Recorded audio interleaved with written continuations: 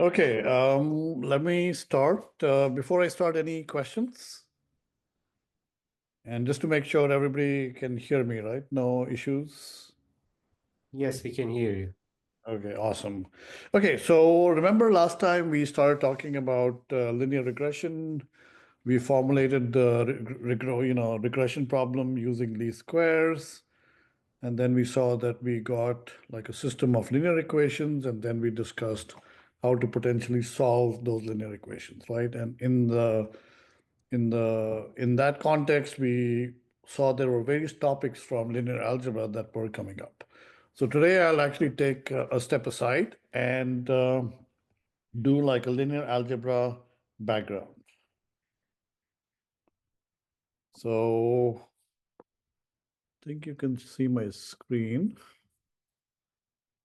And so today I'll talk about linear algebra background.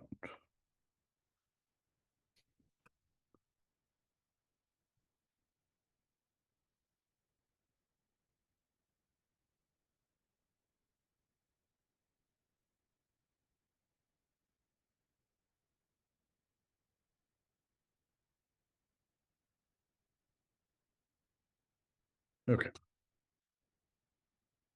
Okay, so the one of the actors in linear algebra, one of the main characters are these vectors. So I'll often call a d-dimensional vector and say that it is x belongs to Rd, meaning that the elements of these vectors are real numbers. So often we'll denote such a vector as x1, x2, xd. So there are d numbers over here.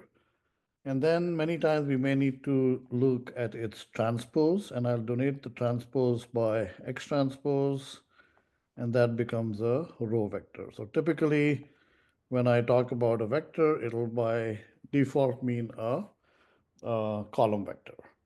And each vector, I can represent it. So for example, if I have RD, of course here it is two-dimensional, but you have to think about it as being embedded in a d-dimensional space. So each vector can be represented by something like this. It has a magnitude and it has a particular direction. And then, for example, if I can do vector operations.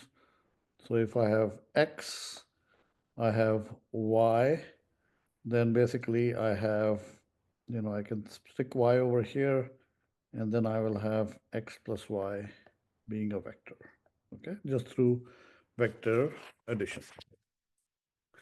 Now, like I said, vectors have a direction as well as a magnitude. The magnitude is often called a vector norm.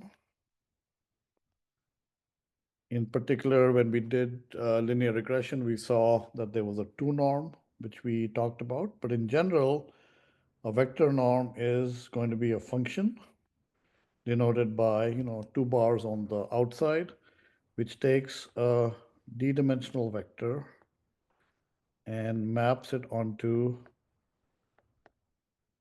non-negative numbers. Okay? So think about it as the magnitude of a vector, right? It can be 0 or it can be something which is positive. Now, vector norms can have some abstract properties that they should satisfy, right? So there are 3 properties. In particular, like I said before, that a vector norm is kind of capturing the magnitude, so it's greater than or equal to 0, okay? And the 0 value can only be obtained from the 0 vector. So norm of x equal to 0 if and only if x equal to 0. Okay, now remember that just to make sure that this is a d-dimensional vector, whereas this over here is a scalar. So I will not always put a bar over here to denote a vector, but it should be clear from context, right? So only the 0 vector has norm equal to 0.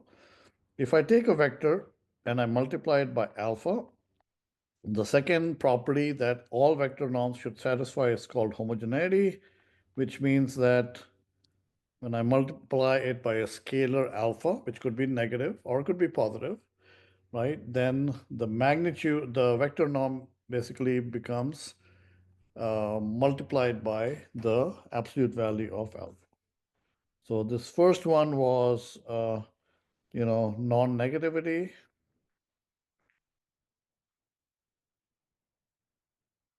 And this second property is called homogeneity. And the third property, which is very important, is called the triangle inequality, which means that if I take the vector x plus y, then the magnitude, the norm of x plus y will actually be less than equal to the norm of x plus the norm of y. So these are properties that we kind of expect, in the Euclidean space. But you can define generally a vector norm as a function from Rd to R plus, which basically obeys these properties.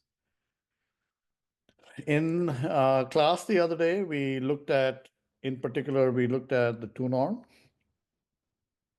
Okay, so the two norm is, so remember that x is at Rd is in Rd, so the numbers can be, components of the vector can be negative or positive.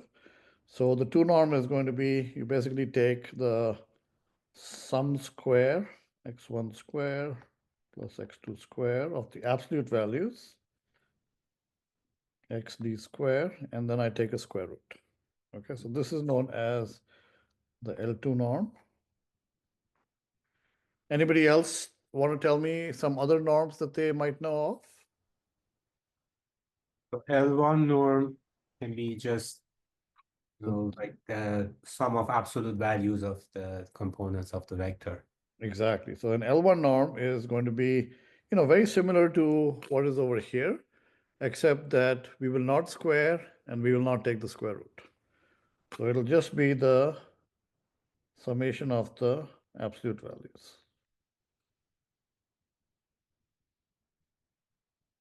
In machine learning, generally, we don't really need to go to complex numbers, but these properties generalize if the vector is a complex vector, which means that every component is a complex number. And then, the absolute value sign is the magnitude of that complex number. Okay. So besides one norm and two norm, any other norm? The infinity norm, which would be There's the also the maximum. infinity norm. And what would be the infinity norm? It's the maximum, the absolute value of the components. So it's the maximum absolute value, right? So I have d components. I look at the maximum absolute value among them, and that's called the infinity norm. And all these three norms are are special cases of the general p norm. So I can actually define a p norm where I take the pth power of every component. So think about p equal to 1, p equal to 2, p equal to 3, p equal to 4, and so on. And then I take the, sorry,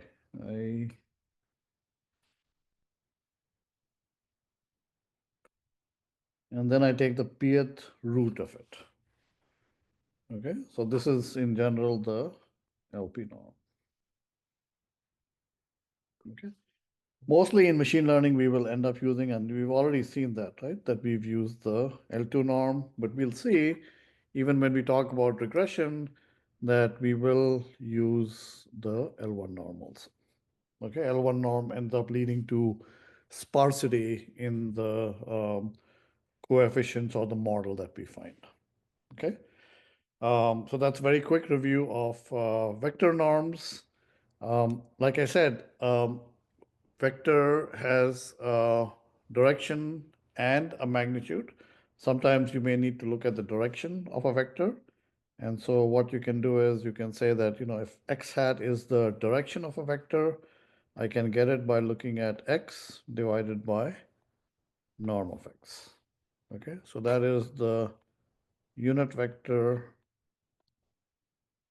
in the direction of x. And what do I mean by unit? I just mean that the norm of this vector is 1.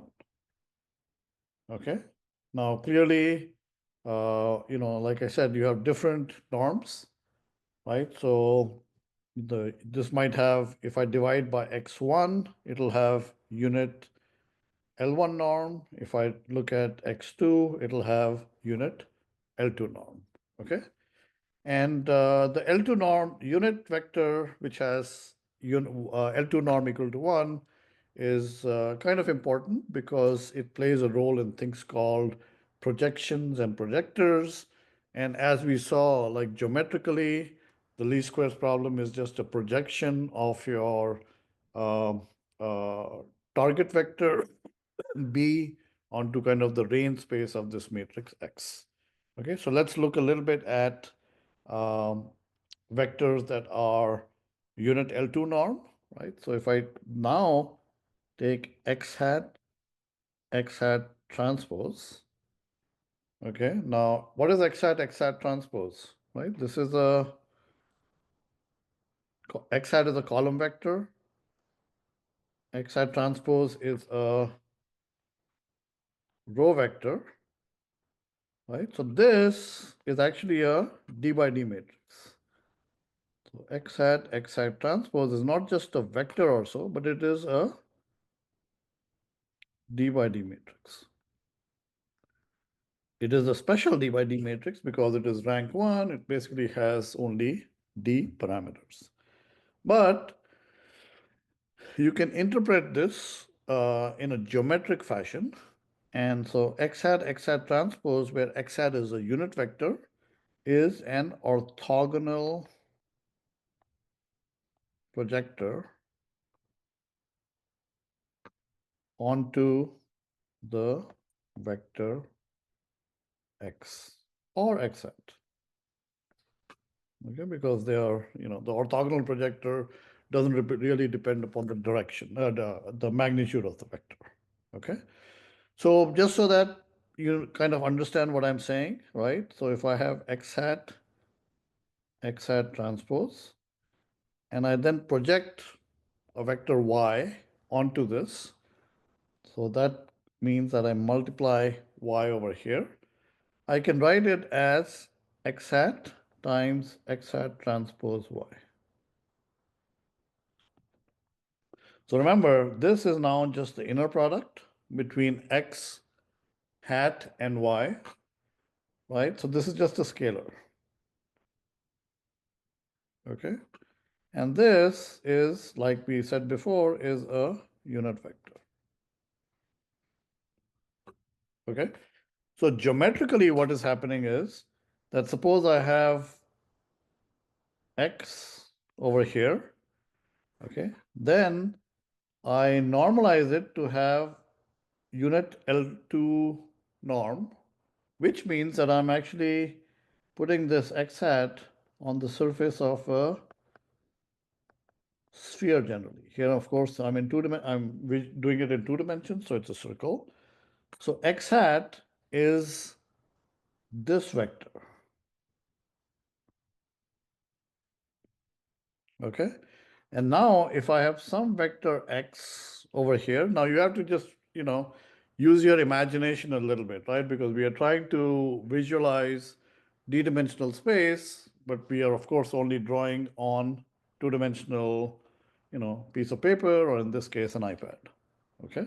So you can think about like y as not necessarily being within this plane. It can actually be outside this plane. It could be inside the plane also, right? And then you kind of, when I say projected, you drop a perpendicular down onto x, okay? And this magnitude is x hat transpose y.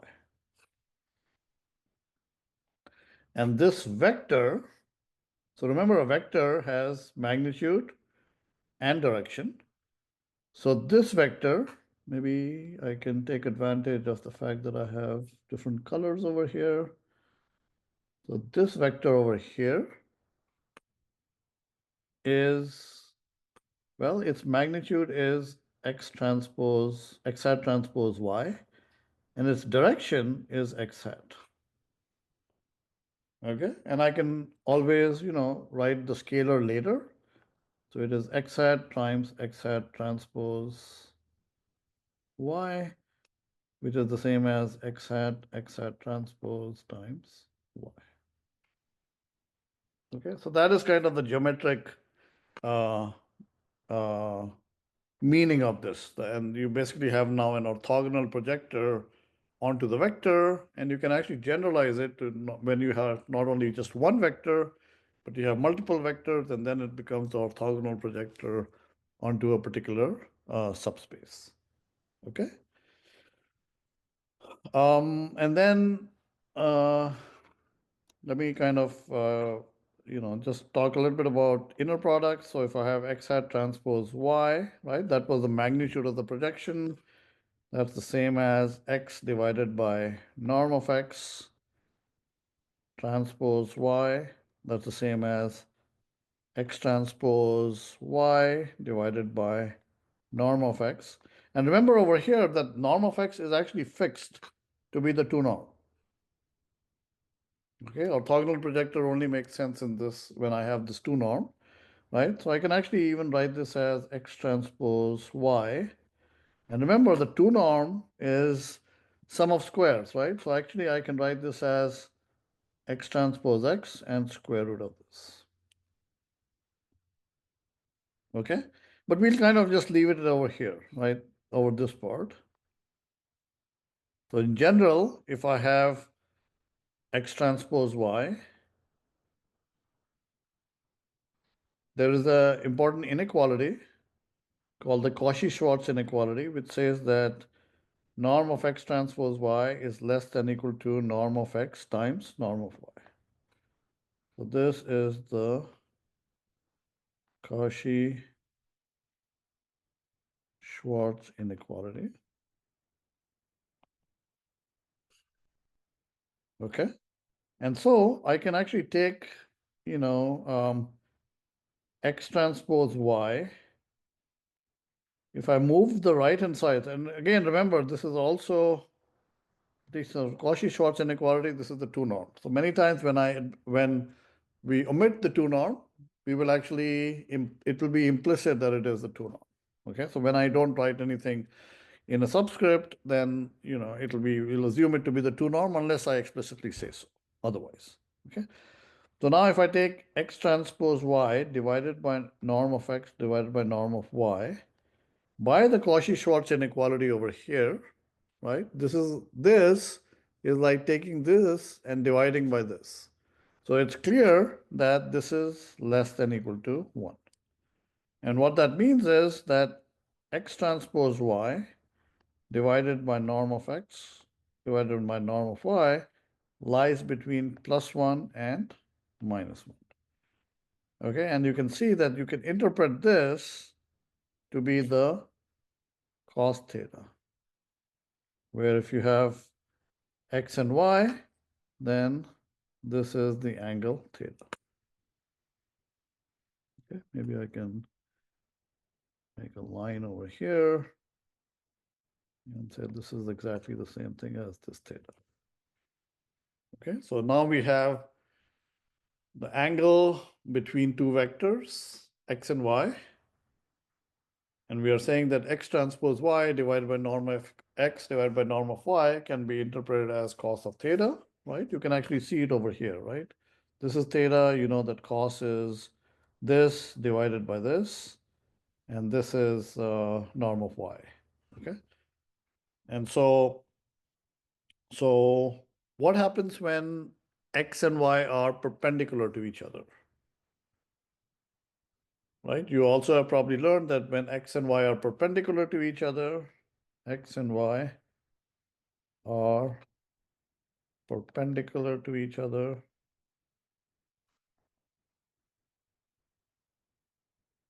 is equivalent to saying that x transpose y equal to 0. Okay, theta equal to 90 degrees. Okay. So, like I said, vectors form a very important component in linear algebra. But the main actor, the main character in linear algebra is a matrix. Okay, so if I have a matrix A and I say this is R m by n, this means that it is a, if I kind of look at it, I can write it as A11, A12. I have basically mn numbers, A1n, AM1, AM2, AMN. But it's much more than just a array of numbers, right?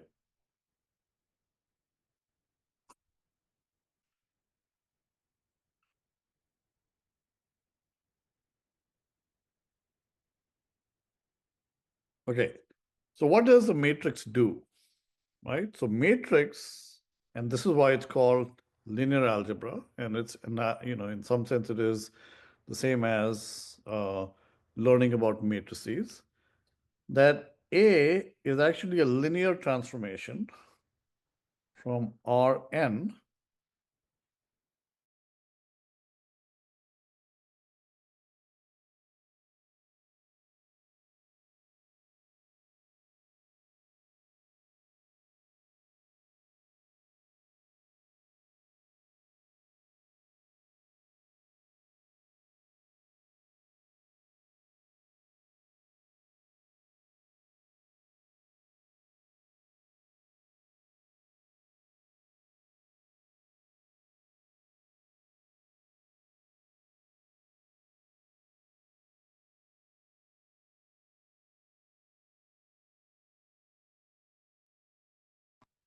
Okay, I guess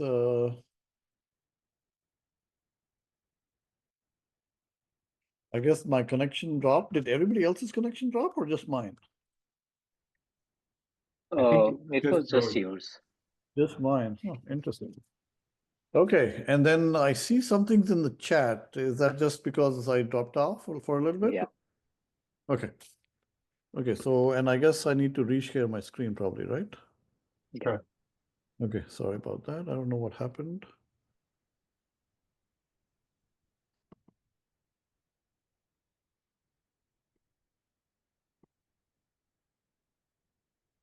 I see. So right now it's saying sharing is not turned on, Nilesh.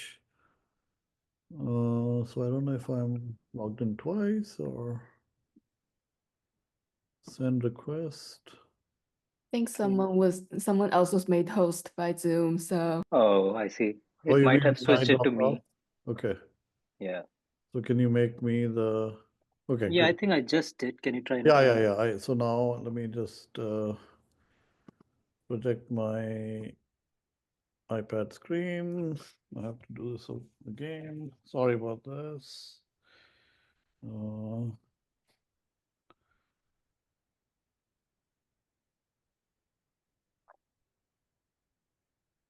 Screen sharing, Zoom.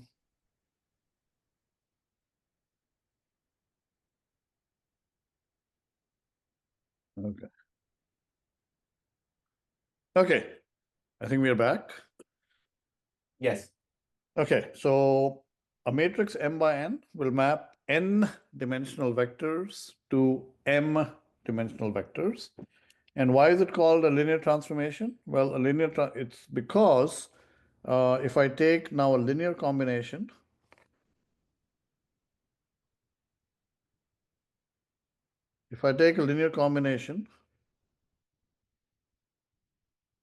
of X and Y, so if I have two vectors and I take a linear combination alpha X plus beta Y, then what ends up happening is that this is linear. So this will happen that it'll be A times alpha X plus beta Y, and that'll be equal to alpha times A times X plus beta times A times Y. Okay, so basically you get again alpha and beta over here, right, of the image or linear transformation of X. and beta times the linear transformation of y, okay? So many times, again, we try to visualize it, right? Can't really do it in n-dimensional, if it's high dimensional space, but let's just represent it. So suppose I have x, and remember what space was x in? X was a vector in Rm. So it's M, no, it's Rn. Okay? So it's Rn, so it's n-dimensional space. There are n numbers over here. I do A times X, and this will get transformed into, let's say, this vector, A times X, and this will be in m-dimensional space. Okay? So really, that's what a matrix is about. It's a linear transformation. It's not just an mn array of numbers. It's an mn array of numbers, and there's a particular rule of multiplying it with vectors, and that gives us the linear transformation. So what are things that you should know about matrices? So just like vectors have a magnitude, matrices can also have magnitudes. So we define matrix norms. So if I have A and this belongs to, this is a Mn matrix. So remember my norm, I designate it like this. And this will be a function which maps a matrix to a non-negative real number. And what properties should a matrix norm satisfy? Again, there will be three properties, very much analogous to vector norms. So norm of A is greater than or equal to 0, and the norm of A equals 0 if and only if A is the zero matrix. Okay, like I said before, this is non-negativity. Homogeneity, I take a vector, I take a matrix A multiplied by alpha. So remember that means that I'm multiplying each component, each of the mn numbers by alpha. And this is going to be equal to absolute value of alpha times the norm of A. Okay, so this is homogeneity.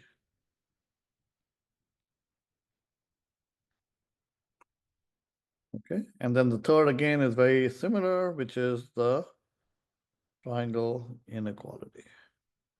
That norm of A plus B is less than or equal to norm of A plus norm of B. Okay, and that's the triangle inequality.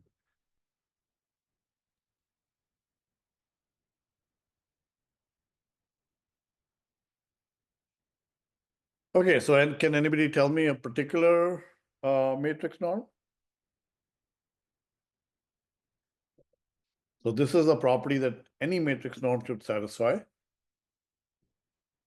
In the case of vectors, we saw that you had the L1 norm, you had the L2 norm, you had the L infinity norm, and these were all special cases of the LP norm. What about in the case of matrices? And the Frobenius. I can take what's called the Frobenius norm, right? So it's often denoted as A subscript F for Frobenius. And it's basically the sum of squares of all the mn numbers, and then you take the square root. So summation I equal to 1 to m, summation j is equal to 1 to n, aij square. Okay, and this is called the Frobenius norm.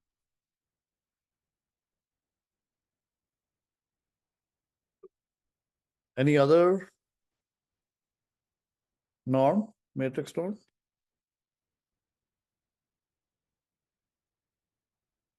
Similarly, we can have Sorry?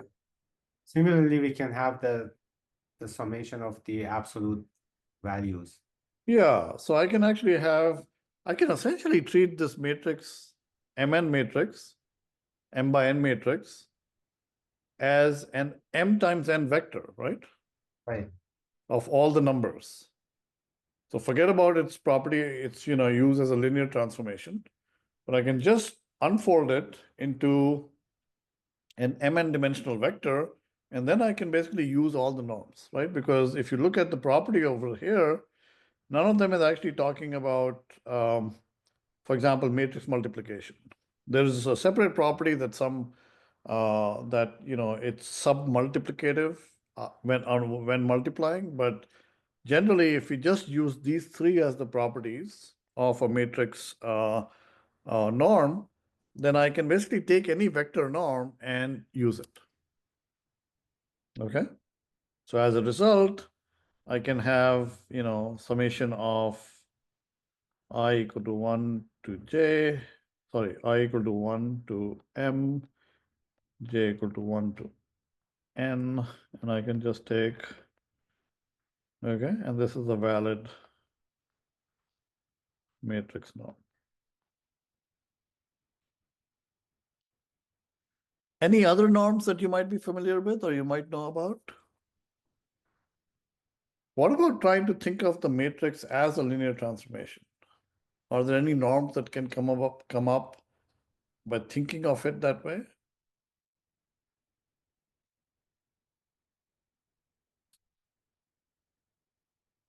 Okay, so here is one way to define matrix norms. Let's look in particular at the two norm. Okay. Okay, and you'll see why I've written the subscript 2.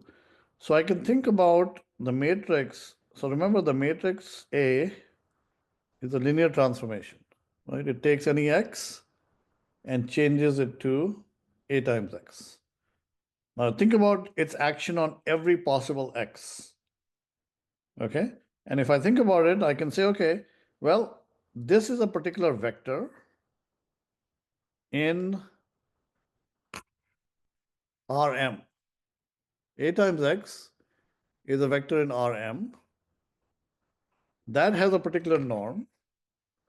So I can look at the norm of it. Let's just confine ourselves to the 2 norm. And I can ask the question, how much does it magnify or change the magnitude of x? So for every x, it maps it onto A times x. And I can look at the relative norm of the relative number, which is A times x, the norm of that divided by x. And now I can take all x's and I can ask the question, what is the maximum among all x's? Okay, and when I do this in the 2 norm, this is called the matrix 2 norm. Okay, and I can actually think of it another way because I can actually write this as max of norm of x is less than equal to 1 of A times x. So geometrically, this is the following, right? So if I take let me actually go a little slower, sorry. I think I'm going too fast. Let me redraw that again. So suppose I take x's, okay? Remember that this is Rn. And I look at all the x's which satisfy this, that norm of x is less than equal to 1. Well, there are all these vectors within the unit sphere.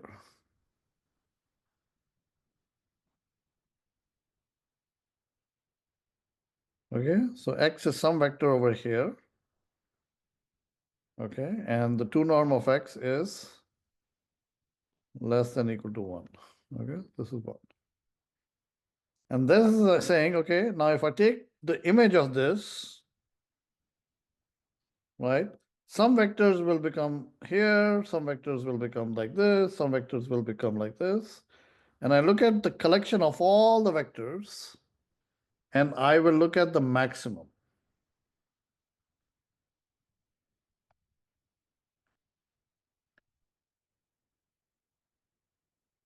And that will be the what's sometimes called the operator norm of this matrix, because A is thought of as a operator, right? Operating on the vector X.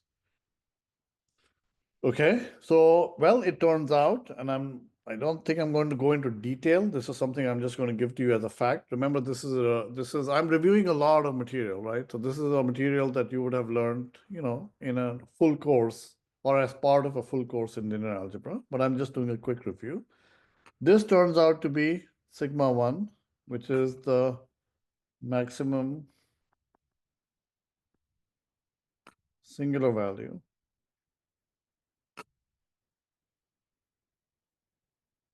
of the matrix A. So you'll probably have this kind of question, right? Well, what are singular values, and what does it mean to have the maximum singular value, right? So we'll come to that, okay? But similar to this, I can basically have, so like I said, these are operator norms. Operator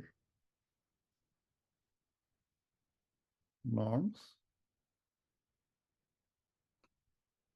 So just as I have one, I can have, so sorry, just like I have operator 2 norm, I can have operator 1 norm, which is, just following max of, x not equal to 0, norm of ax divided by norm of x.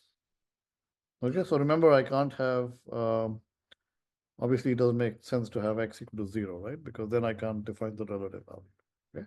So similarly, I can take that, it's maximum of norm of x1 is less than equal to 1, norm of ax. Okay, and similarly, I can have the infinity norm, which is maximum of x not equal to 0, norm of ax infinity divided by norm of ax infinity. Okay. So this is the operator 2 norm, the operator 1 norm, and the operator infinity norms. And it turns out, if you do an analysis, that these are actually not that complicated quantities. They end up being like, I think, 1 norm or the infinity norm, I forget which one it is. You look at all the columns, and you end up, the norm is the maximum among all column norms. And the other one is the maximum among all row norms of the matrix, okay?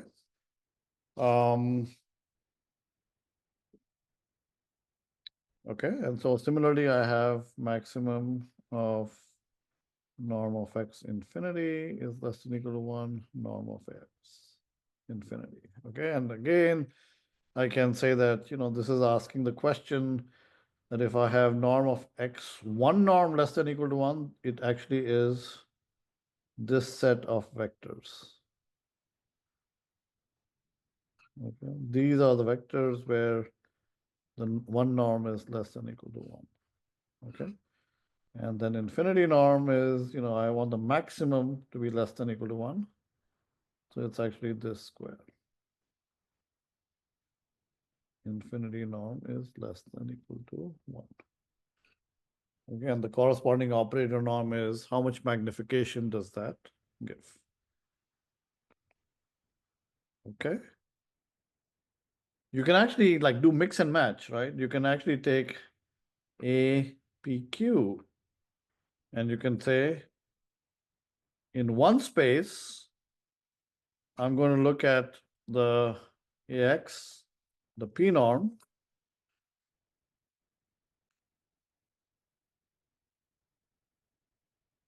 and in the other space, I look at the Q norm. Okay, but this is kind of esoteric, we're not really going to talk about it, right? So mostly, in machine learning, matrix norms will not come up that much, right? But when you do some analysis and so on about, maybe how the regression is doing, or you need to do, or even in classification, then typically you'll use the Frobenius norm or maybe the 2 norm. Okay, so don't need to worry too much about it. there is an important aspect, which is that this actually comes up in, and I think I already mentioned it to you before, right? It comes up in linear regression, which is the concept of a matrix being either low rank or singular, right? If it's a square matrix, you say the matrix is not invertible, or it is singular.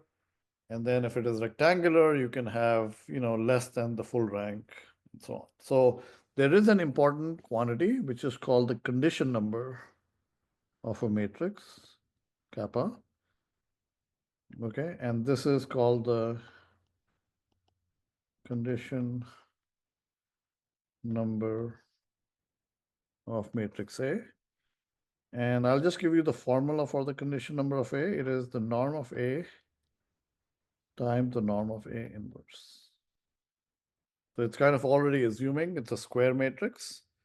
Okay, and in particular, when I have the 2 norm, if I use the operator 2 norm to measure the norm of A or norm of inverse, it becomes sigma 1 divided by sigma n. Okay, so this is the maximum singular value of A, and this is the minimum singular value of A.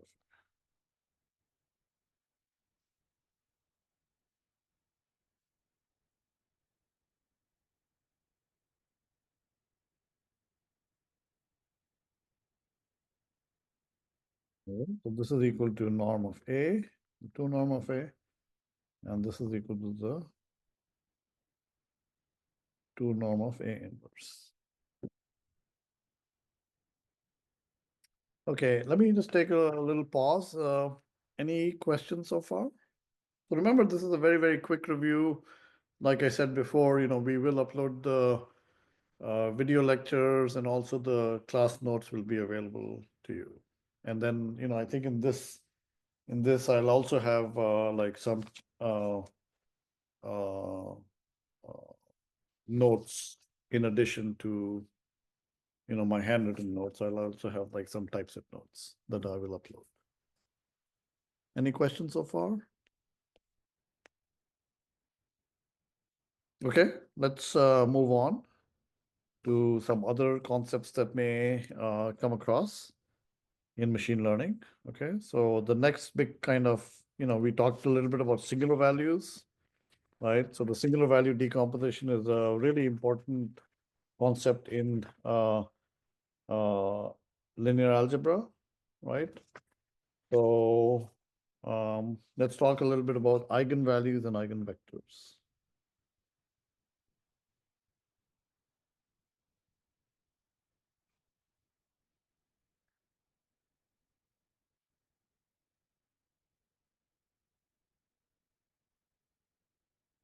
Anybody wants to tell me what an eigenvalue and eigenvector of A is, of a matrix A?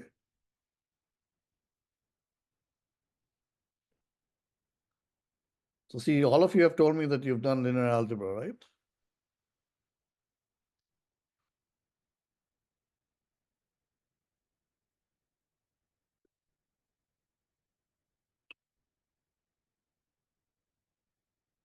No volunteers? Okay. So it'll be the value of AX equals to lambda X, and lambda would be the eigenvalue. And for the eigenvector, like if we using the eigenvalue, get the corresponding matrix, and then for each column, it'll be the eigenvector. Okay. Okay. So first of all, the matrix has to be square, because what we are saying is that I have A times X, and that is equal to lambda X. Okay. X is not equal to 0, because of course, if X equal to 0, then A times X will also be 0. Lambda is called the eigenvalue, and X is called the eigenvector. Okay. And remember, why does A have to be a square matrix? Well, because A times X, remember, if A is M by N, it is a linear transformation from n-dimensional vector to m-dimensional vector. But here I'm insisting that A times X equals lambda X. So its dimensions of the left-hand side have to be equal to the dimensions of the right-hand side. So A has to be a square matrix. Okay. Now, what does, if I look at A times X equal to lambda X, what does that imply? Well, that implies that AX minus lambda X equals 0, which means that A minus lambda I times X equal to 0, which means that this matrix A minus lambda I, so remember A minus lambda I is also a matrix, right? And lambda are these values such that if I look at the eigenvector, then A minus lambda I times X equal to 0, which means that X belongs to the null space of A minus lambda I, and that A minus lambda I is singular. And X belongs to its null space.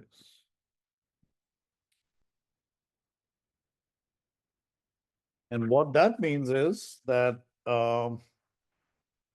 if a matrix is singular, one characterization of it is that its determinant equals 0. The determinant of A minus lambda I is 0. Okay, and if you now just think about it, right? A is an m by n matrix, and I have A11, A22, A33. Remember, it's an n by n matrix, and then I have A12, A13, A1n, AN1, AN2, and so on. Right? If I look at A minus lambda I, I'm basically taking all the diagonal elements and subtracting lambda from it. And what I'm saying is that these lambdas are numbers such that this determinant is 0. Okay? But remember that this determinant is now if you expand it out, if you remember the formula for a determinant, it's a polynomial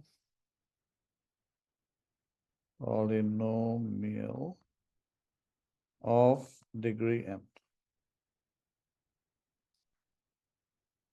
in lambda. Okay? So that means that if A is n by n, then A has n eigenvalues. Okay, so if A is 5 by 5, it has 5 eigenvalues. If A is 10 by 10, it has 10 eigenvalues. They may be similar. I mean, some of the eigenvalues might be identical, but you say that it has n eigenvalues. Okay, and then one of the questions is, what about the eigenvectors? So I'm not going to go into detail. There's a very rich theory about something called the Jordan canonical form and so on, where a matrix may not have a full set of eigenvectors. It always has n eigenvalues, but it actually may not have n eigenvectors.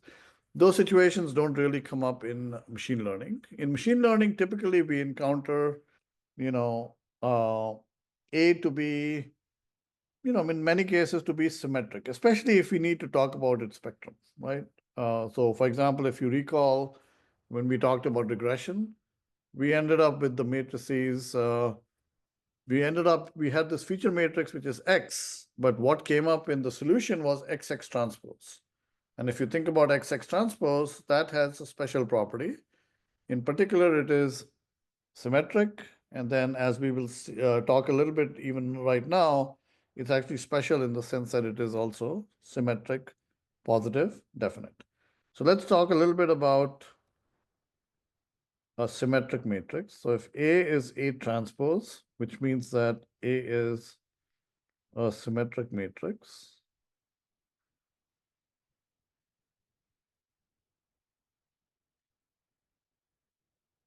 okay, then there's actually a very special property that holds. Okay. So remember that if I have a polynomial, even a degree 2 polynomial, right, which is where the coefficients are real numbers, the roots of the polynomial, if you take, for example, a quadratic, the roots of a polynomial can actually be complex. They could be complex numbers, right? But it turns out that if A is symmetric, in fact, there's a larger class of matrices called normal matrices, but we won't discuss those. Every symmetric matrix is what's called a normal matrix. If A is symmetric, then all of its eigenvalues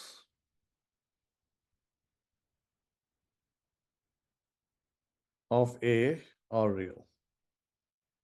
So no complex numbers. And then it has another important property, which is that it has a full set. So remember, there are n eigenvalues. And what I'm saying is that it has a full set, which is n eigenvectors that have a further property that they are mutually orthogonal.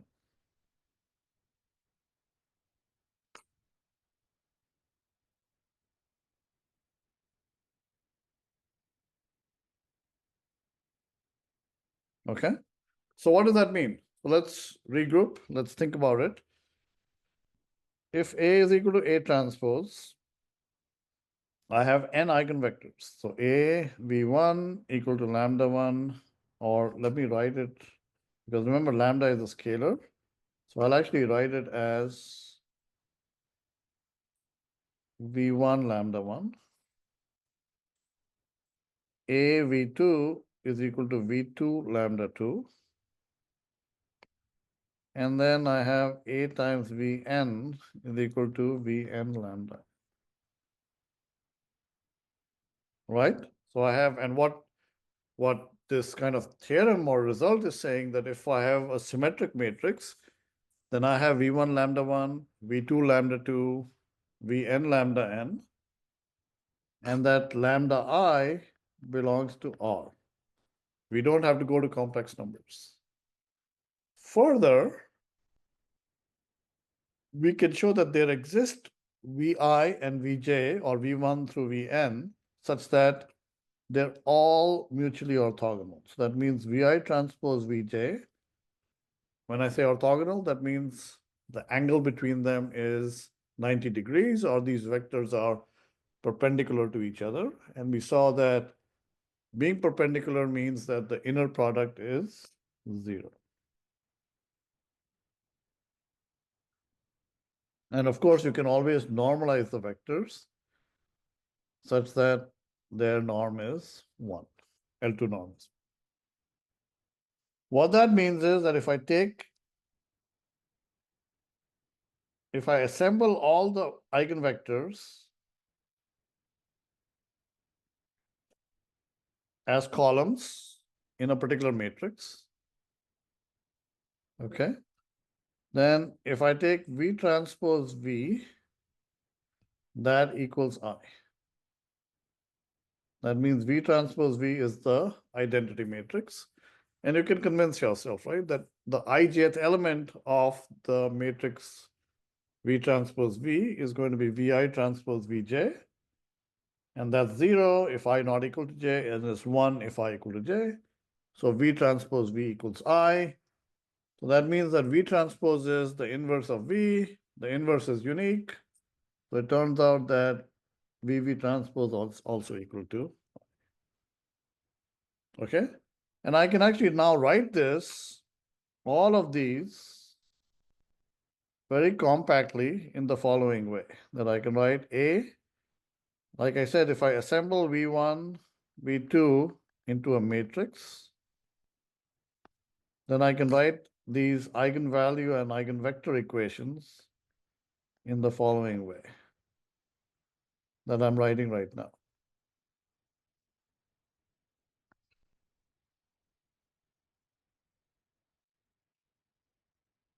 Okay.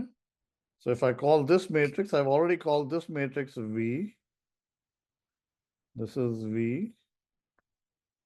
And this matrix I call as capital lambda. Okay. So this is, I can basically write it as A times V is equal to V lambda. And since V is orthogonal, if I multiply it on the right-hand side by V transpose, both sides, left side by V transpose and right side by V transpose, V transpose is the identity. So this implies that A is equal to V lambda V transpose. So I can basically take any real symmetric matrix and I can decompose it. I can factor it using its eigenvalue decomposition.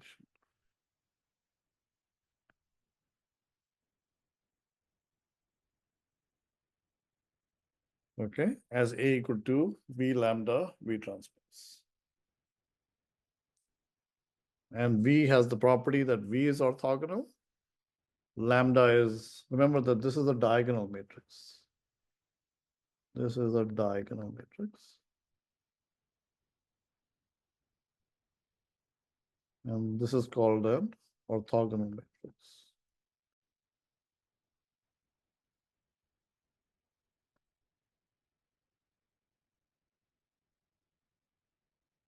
So this is called the eigenvalue decomposition of this matrix A. So this is a square matrix. And then there are some special matrices, right, which are called not only just symmetric matrices, but they have a further property, which is that all the eigenvalues are greater than or equal to 0.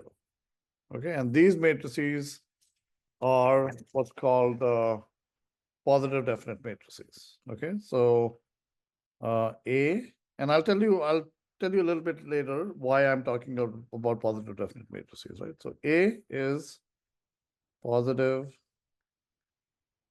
semi-definite if, well, the basic definition of a positive semi-definite is, that all the quadratic forms are greater than or equal to 0 for all x. And many times we say that we use this, to denote a positive definite matrix. Okay. Similarly, A is positive. Instead of semi-definite, we say it is positive definite if X transpose AX is strictly greater than 0.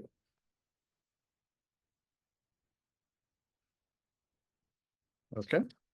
And the reason I'm talking about these matrices is that A is positive. So these two are equivalent. So let me just say this is equivalent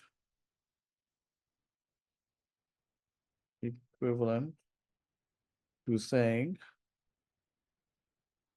that all its eigenvalues are greater than or equal to 0. So all the eigenvalues, not only are they real, but they are non-negative. Okay.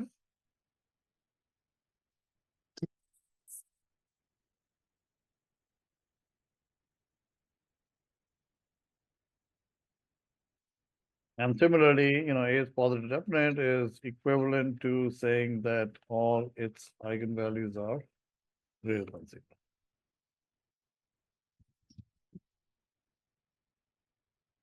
So if you recall, right, when we did the material on regression, then we had, that X transpose Y is nearly equal to what do we call it? B, or X transpose W is nearly equal to Y. And then we saw that this was X transpose W. If we solve X transpose W minus Y minimum over W square, right? This implied that this could be X times Y, right? And if you look at this matrix, okay, this matrix is positive semi-definite. So even though you might think that, hey, why are we talking about positive semi-definite matrices and eigenvalues and so on?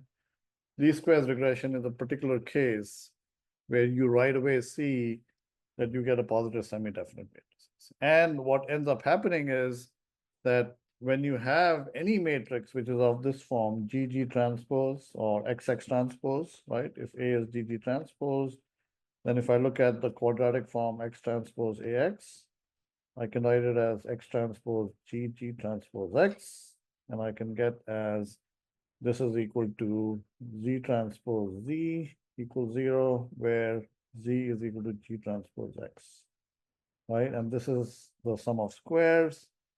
I'm sorry, I didn't mean to say 0, but this is greater than or equal to 0. So any matrix of this form, any matrix of this form is positive semi-definite.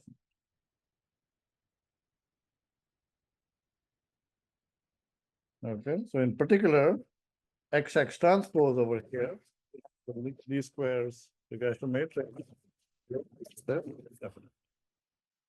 Okay. Now let me kind of finish this by talking a little bit about SVD, or the singular value decomposition. Okay, so this is material that should be taught in all linear algebra courses, but it's possible that some of you might not have seen this before. I think the material that I talked about before, eigenvalues, eigenvectors, that everybody has seen before, and ideally you should know what a singular value decomposition is. So remember the eigenvalue decomposition. Decomposition exists only for requires A to be square, right? And we saw that if A is square and it is symmetric, then it has real eigenvalues. And it has orthogonal eigenvectors. So real square symmetric matrices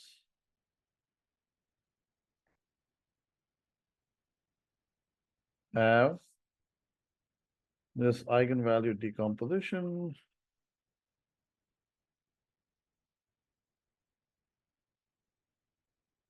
which is that A is equal to, what did I say? A is equal to, over here, V lambda V transpose. V lambda V transpose. Okay, so real square symmetric matrices have this eigenvalue decomposition. Singular value decomposition, or SVD, exists for all matrices. Exists for all matrices. So suppose A is a general m by n matrix. Okay. SVD of A is that A can be written as U sigma V transpose. Okay, so let me say what U is. Okay, that U and V are orthogonal and sigma is diagonal. Okay, so let me write it over here. A is U will be U1. So remember, A is M by N. So this is going to be M by M. So U1, U2, UM. Then I will have sigma 1, sigma 2 through sigma. So what could happen is that I can either have M is greater than or equal to N. Okay, in which case I will have, there will be N singular values, right? So this is M by N. Okay, so I'll have sigma N, and then I'll have zeros over here. So remember, these are all zeros. Okay, and then this matrix is V1 transpose, V2 transpose, V N transpose. So this is N by N, this is M by N. Okay, so this is U, this is sigma, and this is V transpose. And the fact that U and V are orthogonal means U transpose equals U transpose U equals I. V transpose equal to V transpose V is equal to I. Right? And sigma is diagonal. And typically these sigmas are arranged in decreasing order. Sigma 1 is greater than or equal to sigma 2 is greater than or equal to sigma n. Okay? And these are greater than or equal to sigma.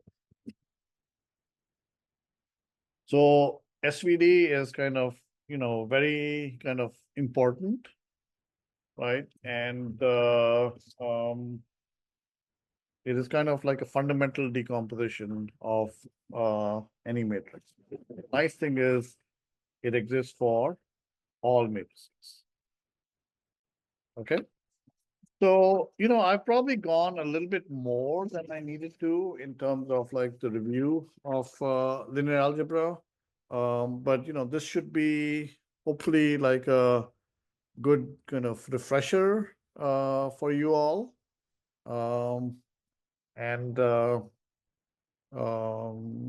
So let me know if you have any questions on the material that we've seen so far.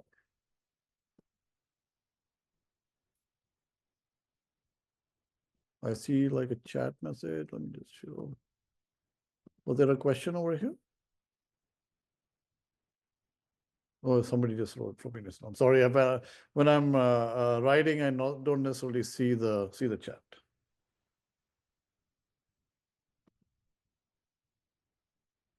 Okay. So with that kind of, the kind of review of linear algebra is over. Of course, when we come to when we come back to teaching, looking at regression, looking at classification, there will be times when we will come back to this and what it means. And then, of course, I will talk about it even at that point. So any questions so far or about today's lecture?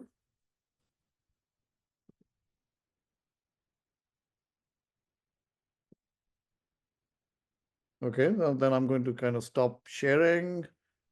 And